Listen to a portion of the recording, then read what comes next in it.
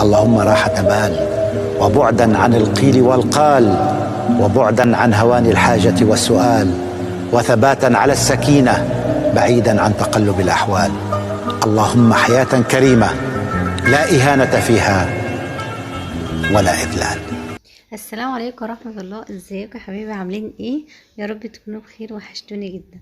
النهاردة جايلكم فيديو جميل قوي قوي بجد. هنعمل مع بعض شوية صابون. بصي، هينفعك بالاخر في كل حاجة تستخدميه. انا والله العظيم ما بستغناش عنه ابدا، كنت بعمله دايما، بس انا يعني بقالي فترة ما عملتوش. فقلت بقى لا، انا مش قادره استغنى عنه، وحاولت ان انا يعني ايه استغنى عنه واجيب الجاهز، بس مش زيه خالص.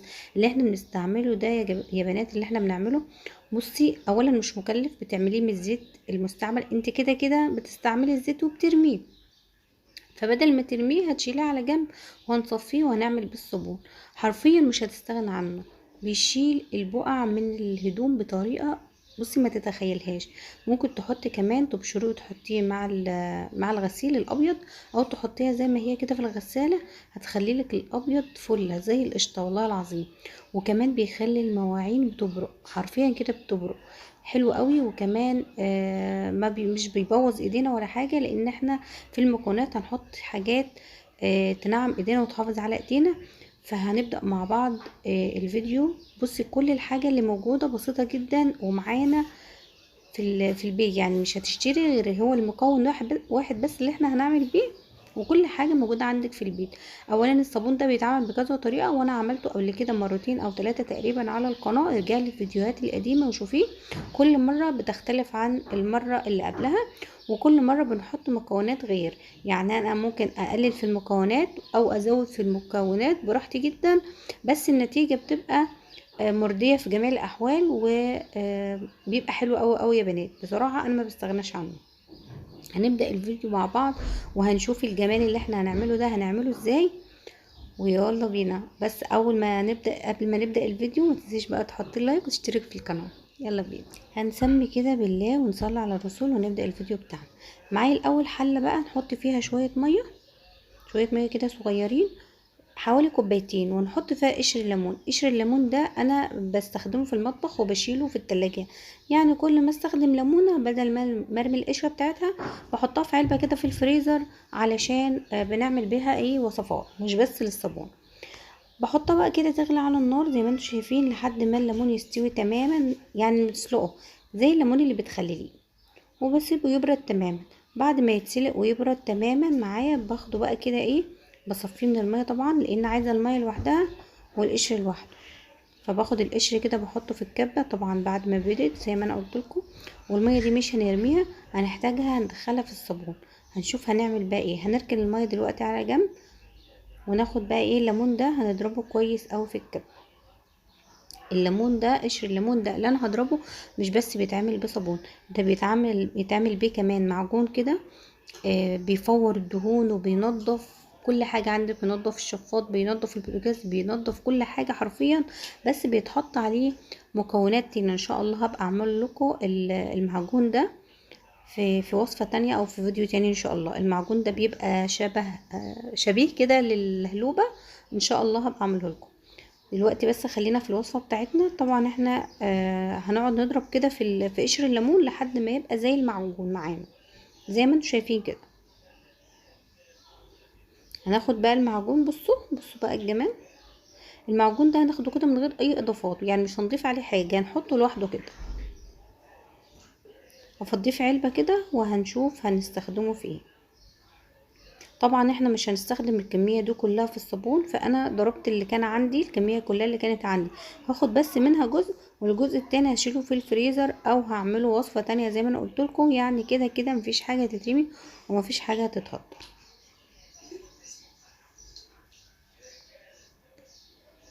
حرفيا انت لو جربتي الطريقه اللي انا بقولك عليها دي في الليمون، ان انت تعمليه تشيليه في الفريزر وتعمليه كده زي المعجون، بجد هينفعك في حاجات كتير جدا، مش هتقدري تستغني عنها بعد كده. بدل ما نشتري المنظفات غاليه، لا، شوفي انت الوصفات اللي بتبقى موجوده على النت، طبعا في قناه الموثوق فيها، تقدري تستغلي كل حاجه. بصوا، انا حطيت الميه في الكبه وهخضها كده عشان بس ايه، يعني استغل الشويه اللي في الكبه اللي انا مش عارفه انزلهم دول، واستغلهم بقى انزلهم في الميه كده. خدهم دلوقتي بقى ونروح نشوف المكونات بتاعتنا بتاع الصابون. ده كان اول مكون معانا اللي هي الليمون او ميه الليمون ومعجون الليمون. معايا دلوقتي بقى جردل هيكون فاضي طبعا ونضيف، مش هتستخدميه في حاجه، يعني انت خصصيه للصابون او لاي حاجه بعيدة عن اللي انت تستخدميها بقى، تحطي فيه ميه، تحطي فيه اكل، تحطي فيه اي حاجه. بصي اي علبه عندك، جردل، طبق بلاستيك، اي حاجه بس تخصصيها للصابون. بصوا حطيت الميه اللي كانت معايا هي حوالي كوبايتين ميه، هحط عليها حوالي 150 جرام من البوتاص. 150 جرام بس، طبعا انا كنت جايبه ربع كيلو واستخدمت منه، فانا حطيت حوالي كده 150 وشلت الشويه دول على جنب، كان باقي منهم لسه حوالي 200، فحطيت 150 وشلت حوالي 50 جرام على جنب. شايفين بقى اللون ده؟ اللون ده من ميه الليمون. المفروض ان انا لما باجي اعمل البطاطس وبحطه في الميه، الميه بتفضل بيضه زي ما هي، بس ده اللون ده عشان الميه بتاعت الليمون، ما حطيتش فيه الوان ولا اي حاجه، كل ده طبيعي من الليمون.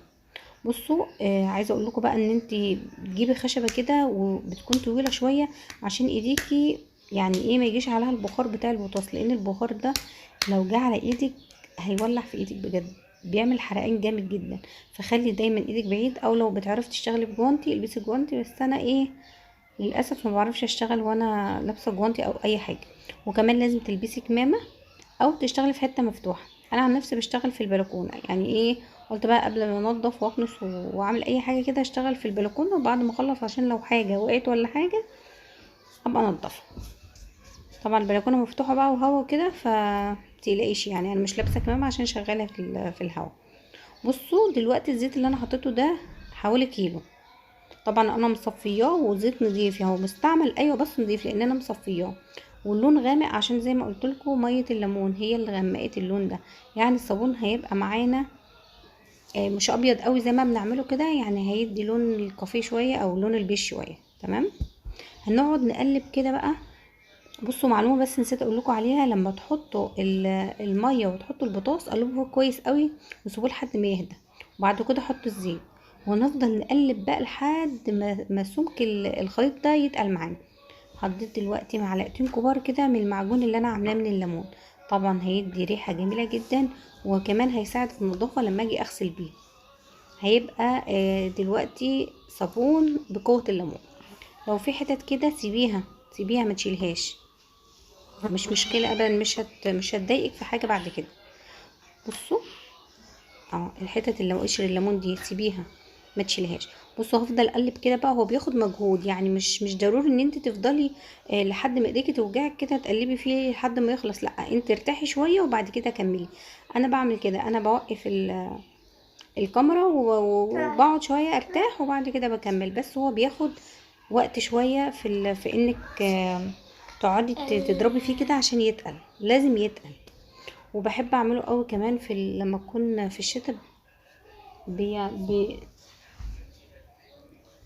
لما تكون في الشتاء بينشف بسرعة جدا، لكن في الصيف بصراحة بياخد وقت. عايزة اقول لكم بقى على ما نقعد نقلب كده فيه ويتقل ان احنا بصوا الاول هنحط معلقتين دقيق عشان يدي ايه تقل القوام معانا. بصي بقى اقولك على معلومة بس عشان ما انساهاش اللهم صل وسلم وبارك على سيدنا محمد. الصابون ده لما تعمليه وتحطيه ينشف، لو الجو لسه احنا بنعمله في الجو اللي هو الربيع ده زي دلوقتي كده ونشف معاكم بسرعه، ما تستخدموهوش، يعني ما تستخدموش على طول اول ينشف وتقولي ايه خلاص نشف هستعمله، لا، لان هي الصودا اللي فيه بتطير شويه بشويه، يعني بعد اسبوع بتطير شويه، قولي مثلا 20%، بعد 20 بعد اسبوع 20%، بعد مثلا 20 يوم او اسبوعين بتطير مثلا بنسبه 40% 50%.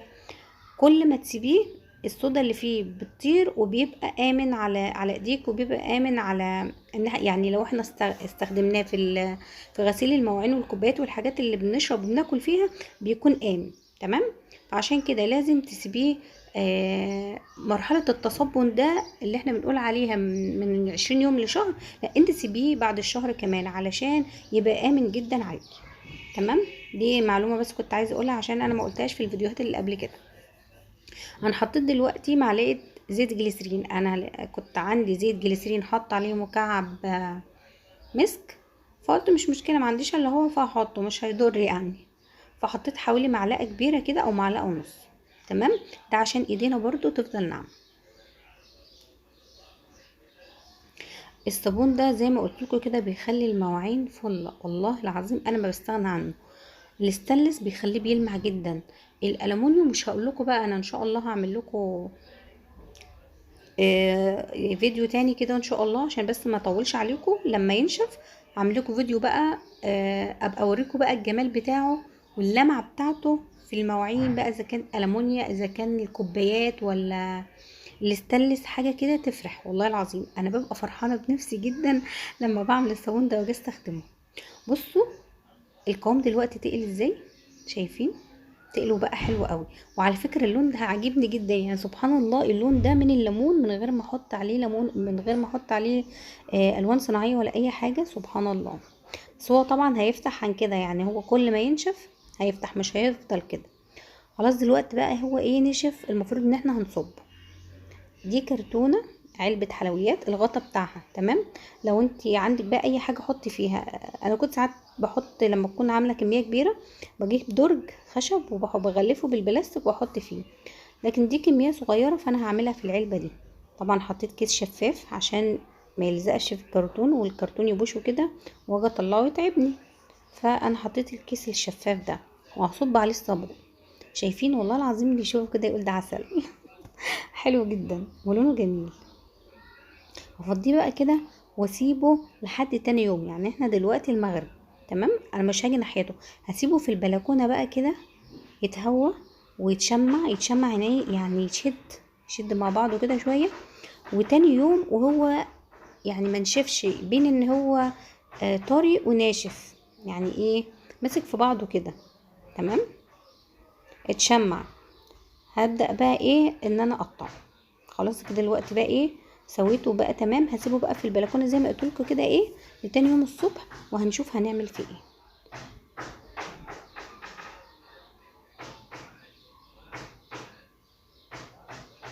بصوا تاني يوم بقى خلاص كده اتشمع ومسك في بعضه. بس على فكره الفحره اللي في النص دي والحاجات دي القط طلع مشي فيه بالليل، كنت عايزه اموته.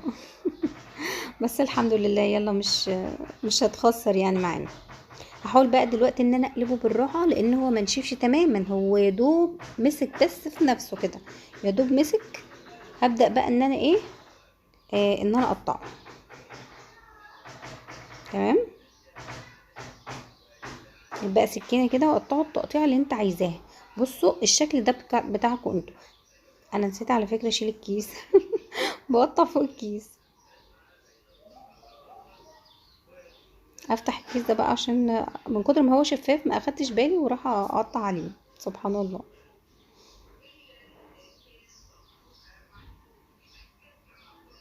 بصوا هقطع بقى الحجم اللي انا عايزاه. يعني بصي، عايزاها القطعه تكون كبيره براحتك، عايزاها تكون متوسطه براحتك، عايزاها تكون صغيره براحتك، كل ده براحتك، تمام. والسمك برضو براحتك، يعني انت لو عايزاه تكون كبيره كده، حته كبيره وسمكها تخين كده، انتوا حطيه في علبه اصغر، تمام. بس انا حطيته على المقاس اللي انا بعمله دايما، اللي انا بحب استعمله. لا كبيره قوي في الحجم ولا في السمك تخينه ولا رقيقه. يعني بصوا انا بحس ان المقاس ده مظبوط، هو ده اللي انا بشتغل بيه. فانتوا كل واحده بقى تعمل المقاس اللي هي بتحبه وبتحب تشتغل بيه. انا لو بستخدمه للمواعين دي بتفضل معايا فتره، تمام، يعني ما بتخلصش بسرعه. ولو بستخدمه للملابس بكسر منها يعني ايه، بكسر منها حته، ببشر منها زي ما انا عايزه. او لو انا هعمل ابري كده على بقعه ولا حاجه، برضو تبقى ايه حلوه معايا وسمكها حلو. شايفين السمك ده حلو جدا، انا بحبه كده. لونها حلو قوي على فكره، بس طبعا كل ما هتنشف هتفتح، يعني هي مش هتفضل كده، كل ما هتنشف هتفتح. شوفوا بقى انا بقول لكم دلوقتي لو انتوا عايزين تعملوه حتت صغيره، بس انا هسيبه على كده، يعني كل واحد براحته. في ناس كمان بتحطه في القوالب السيليكون بيطلع اشكال حلوه جدا. بس انا قلت يعني ايه، مش ضروري، لان انا كده كده بستخدمه في الغسيل. هو مش صابون وش، يعني مش صابون وش ولا بنستحمى بيه ولا كده، ده صابون غسيل بنستخدمه في المطبخ في غسيل الهدوم، فمش ضروري ان احنا نعمله اشكال. دلوقتي بقى المفروض ان احنا هنسيبه ينشف زي ما انا قلت لكم. اتمنى بقى يكون الوصفه دي عجبتكم. لو عجبكم الفيديو متنسوش تعملوا اللايك، ولسه بيشوفني لاول مره ياريت تشتركي في القناه وتنوريني. اشوفكم على خير.